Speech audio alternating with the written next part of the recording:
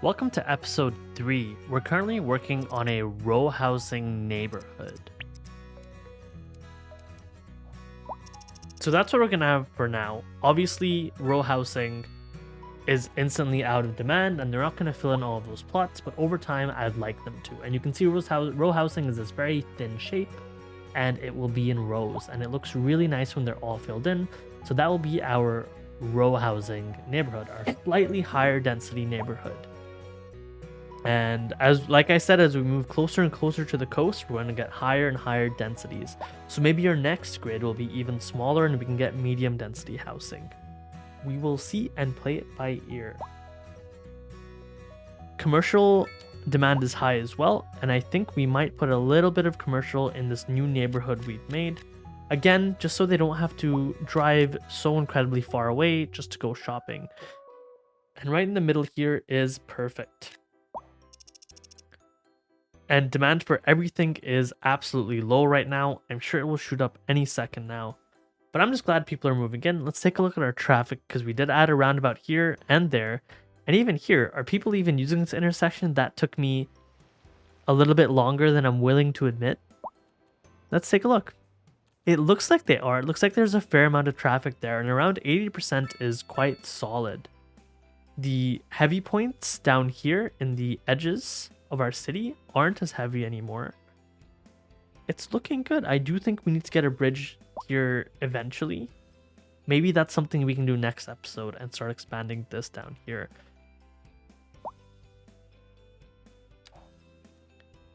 Somehow we're in even more debt.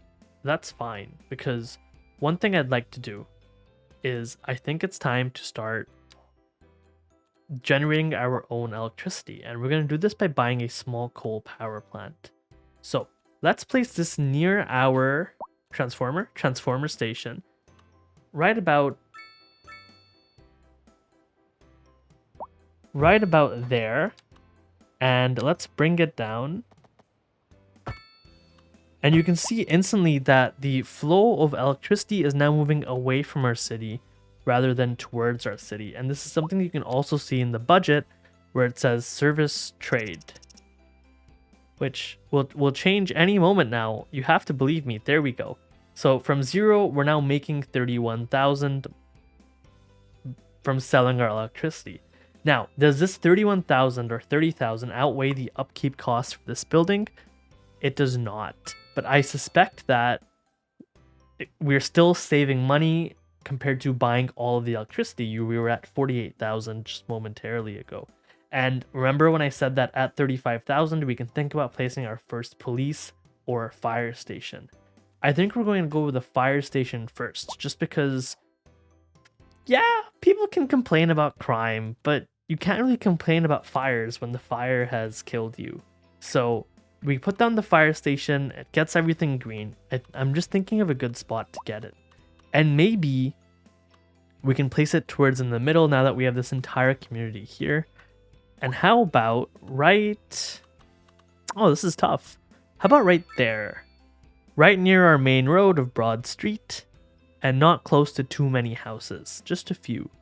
So let's plop that down, and by plopping that down, we've instantly unlocked milestone 4. We have $1 million extra to spare, we've added some development points, and we can buy some more plots.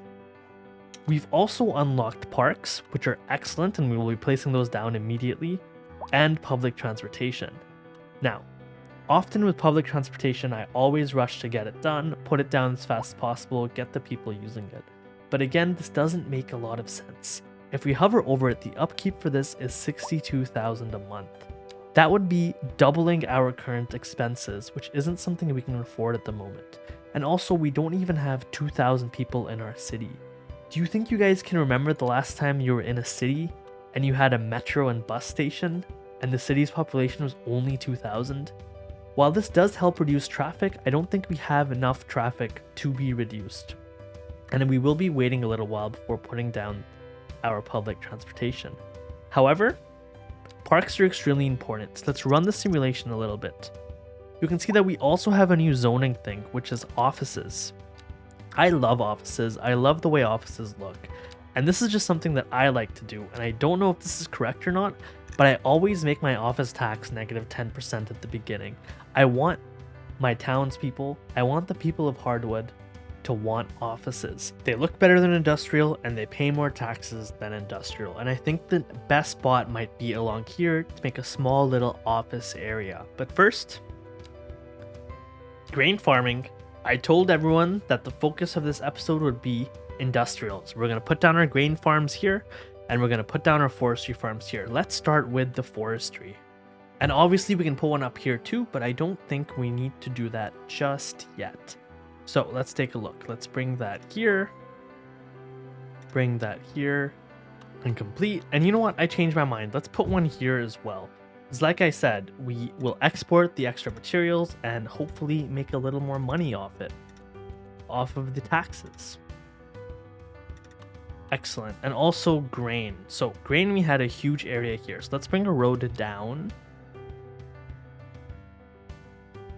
Yeah, let's bring this road. Make that wavy. Bring it down like that. And then let's plop down our grain. Oh, wouldn't it be better to have one here? One grain farm to sort of rule them all. So then let's get you and let's bring you out like that. No problem. And plop that. So we appear to have run into a little bug where our grain farm has been built underground. Now, in real life, this issue happens all of the time. So we're just going to take our loss of money there and we're going to try again and we're going to plop it down and we're actually going to see it this time. There we go. And that looks almost like a perfect fit. Okay, well, I know it doesn't look like a... that's why I said almost. That is why I said almost. So we have some...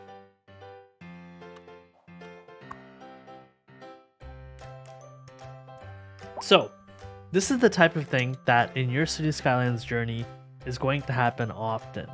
I just spent maybe about 3 minutes perfectly putting this towards the road and building this, and it's still not perfect and I was going to spend a little bit of time on it. However, I accidentally made a chicken farm, a livestock farm.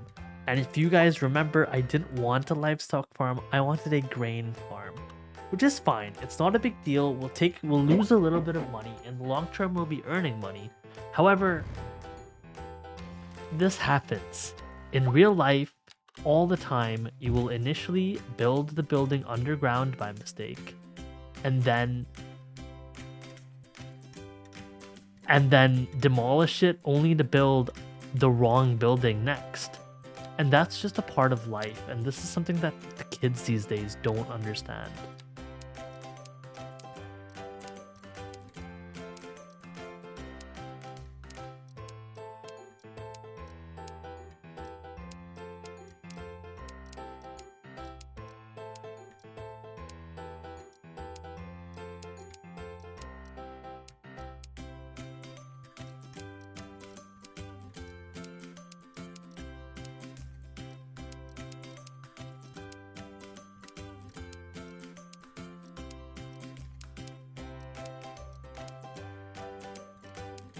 There we go. And this time we have, please tell me it's the right type. We do have the right type of farm there.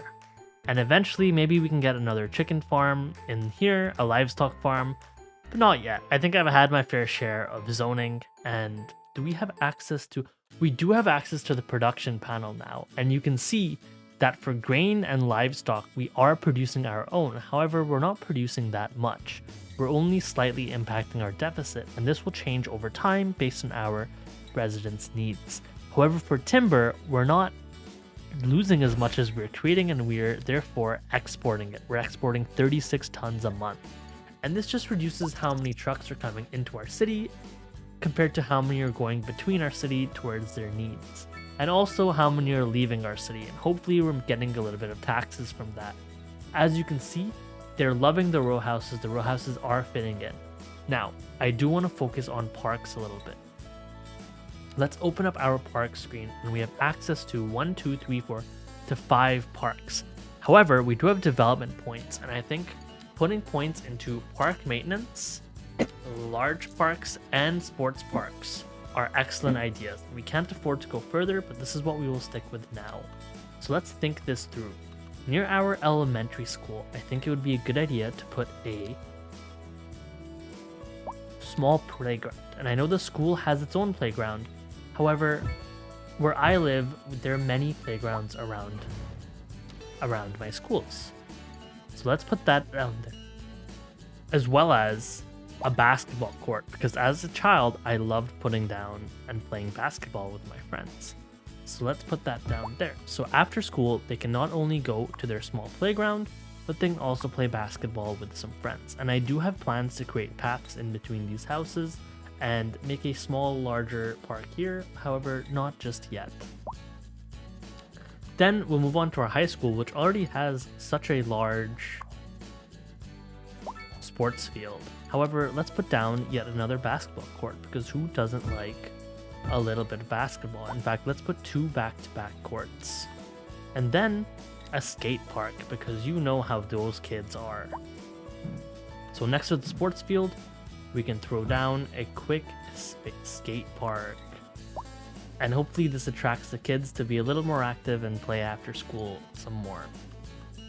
Now, for the rest of our... So this only covered near our schools, and you can see there's still a lot of red on the map that's unsatisfied with their parks. Which is no problem, because let's put down an outdoor gym up here in Autumn Street, maybe near the commercial area, and we can get a large city park going down here on Birdsong Street. Also, let's do near the commercial area, and we are destroying a few houses to put this down. It isn't ideal, however, we have so much space for new houses here. If you live in the city of Hardwood and your house was destroyed by a large city park, please know you can relocate very easily to Vermont Street or Lake Street or even Belmont Street with absolutely no problems. So looks like we still need a park in this area and maybe some here. So let's get a dog park for people who'd love to walk their dog. I know there are probably quite a few residents who have pets. Right there in that corner and near the cemetery, let's put down just a generic small park. Because my roads are curvy, it's a little bit difficult to put these down. However, not impossible. And hopefully that does fill in with some houses soon and looks better in the future. And then we have this one blank spot here where I think we should put down another skate park. Who doesn't like skating? Now, we have some space here for parks. Maybe in the middle of our commercial zone, we can place down a large playground, because who doesn't like playing in the playground with their friends? And maybe one in this corner as well. And let's get another outdoor gym, just for the sake of redundancy, in this corner. Sort of improve the land value here and convince more people to move in. Now, while you don't need parks in places like industrial spots, you do need plazas, and we have unlocked plazas.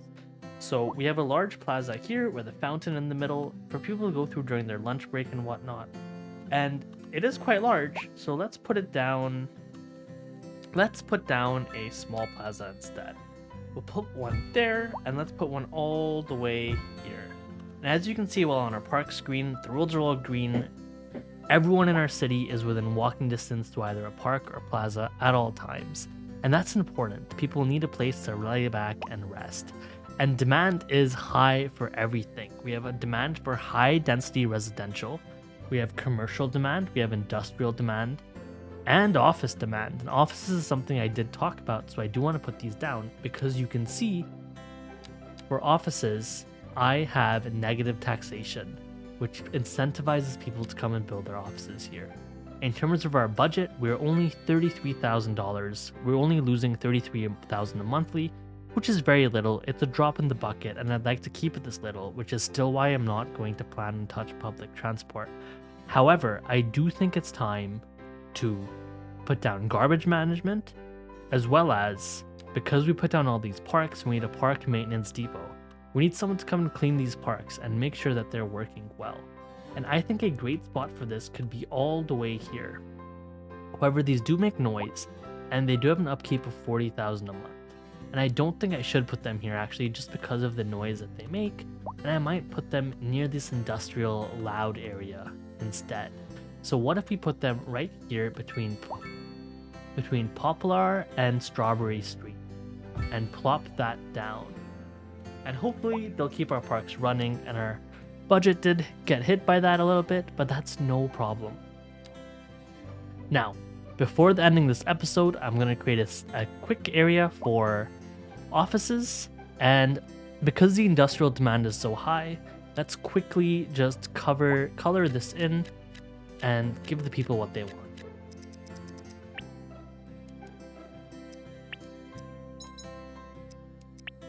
And let's also quickly get a landfill going. I'm not entirely sure where I want this. Right there. Wonderful. That way, when trucks and new people enter our city, the first thing they should be seeing is a landfill. And while we unlock more tiles and maybe expand our industrial area at a future date, we can worry about how this looks. Now, one thing I do like to do is I like to put down the waste collection point as fast as possible, just because it speeds up the whole process. Let's make some space for this. There we go, and then we can just plop that down and get a higher processing speed for our garbage. And even though we just zoned in all this industrial space, our demand for industrial is straight up, and this is just because we have so many new residents in our city. This row housing has filled in beautifully. I absolutely love it, with the commercial in the middle. Yes, parking lots aren't the prettiest to see in your city, however, as we get to a higher and higher density of houses, this is what we will see. Now, before we finish it off with a small area for offices, we do have very high density residential. And maybe I'll solve that just by putting down some low rent housing right next to these row housings on the edge here. Just a few, because I know that because they house so many people, you only need a few to meet demand, and that's exactly what's happened. And by putting those down and meeting that demand, we've now reached Tiny Town. Even more development points, even more plots, and we also have mailboxes to worry about, and telecommunication towers. And maybe we should revisit getting some public transport soon. Not just yet, but soon. And that's all a future episode problem. Let's worry about our office space, and then let's call it. So, similar to our row housing, I like the office spaces to be in rows as well. And I believe we had 144 by 144. So let's take a look.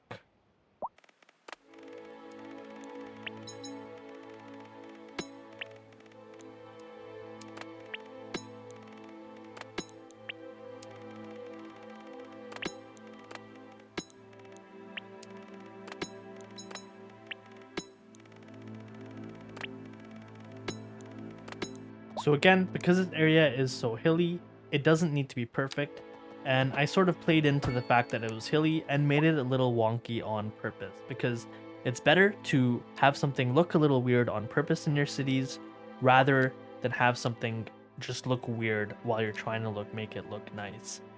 And I suspect that office demand will shoot down instantly even after our first plot. But let's do all four for redundancy's sake and hope that fills in at a later date. Looks like we have a traffic jam here. And yes, that is definitely a fair amount of traffic. And I think the error here is that we have some busy roads interconnecting in too many intersections in too short of a time. Can you guess what my solution to this is going to be? Because I can, and it starts with the letter R. Hopefully a roundabout does help out here and sort of ease the traffic slightly. However, you can see that we have overlappings. We do need to shrink our, I think this is just livestock, just for a moment, and then we'll put it back. So now that that's shrunk, we get a large roundabout and plop that down. Maybe we shrink this a little further and get another large roundabout and the slope is too steep. We can get a small roundabout, so hopefully that eases it off a little bit. And let's finish expanding this and we'll call it an episode. So let's unpause and hope that traffic goes a little more smoothly now that it's got roundabouts. And let's take a quick look at traffic itself. It looks like traffic is still smooth. We got some high tension points here and here, but nothing crazy. It's still hovering around 80 to 70%, which in my books is fine. If it's moving, it's fine, and this isn't moving. So we do need another solution for this that I will think on and hopefully we can work on next episode. Let me know if there are any suggestions for how we can fix this traffic. And I can think of a few, but I'd rather a little bit of collaboration here. Oh, it looks like we also forgot to delete this landfill. Good thing that's out of there. Maybe that will reduce some of the traffic here as well. But most of these trucks, no. This is a later episode. So just to recap everything we did this episode, we expanded our industry. We got some specialized livestock, grain, and tree industry. We created a very interesting interchange here. We expanded our row housing with some commercial in the middle. We got a little bit of office space that you will see all grown for next episode. We added a lot of roundabouts, and it looks like our city has some serious traffic problems as a result of this. It's an issue for next episode, and I really hope everyone tunes in to see how I solve this, because I don't know how. I have absolutely no idea. And let's find out together. I will see you all there.